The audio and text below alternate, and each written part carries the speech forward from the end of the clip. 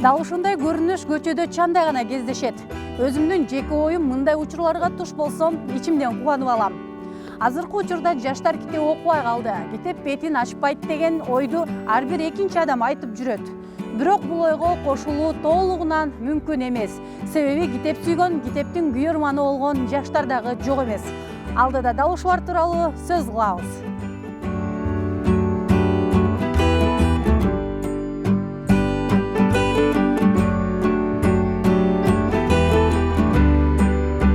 Шергаzy Иманкулов 18 жашта, 1-курсунун студенти. Дал ушул чакан бөлмөнү ижарага алып, агасы менен биргеликте китеп дүкөнүн ачышкан. Учурда китеп окуган окурмандардын саны аз экендигине карабай, бул кадамга барган студент акырындык менен иши алдыга жылып жатканын айтат.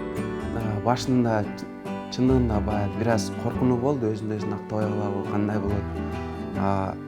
Андан кийин ачтык, ачкандан кийин бардык жаштарга бизнес жаатында китептер көбүрөөк чыгарган, алар азыр акча тапканга бардык кызыгып жатканын билип, биз бизнес жаатында китептерди алып келдик. Азыр аларга суроо талап аябай эле жакшы.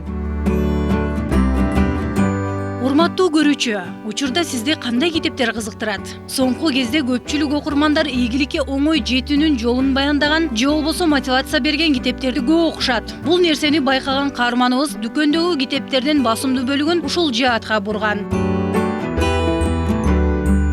Азыркы учурда негизи эле жаштар бизнес жаатындагы же мотивационный китептерди көбүрөөк окушат.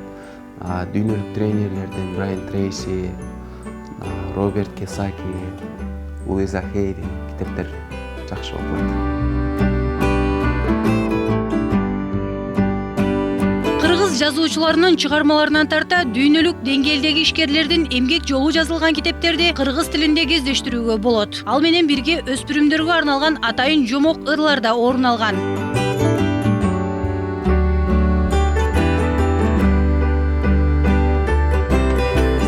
Техника өнүгүп, бардык нерсени интернет булактарынан таап алууга мүмкүн болгон заманда жаштардын мындай иш аракети жүрөк жылытаарлык. Мир Абдылдаева, Алтынбек Сакиев, Нью ТВ.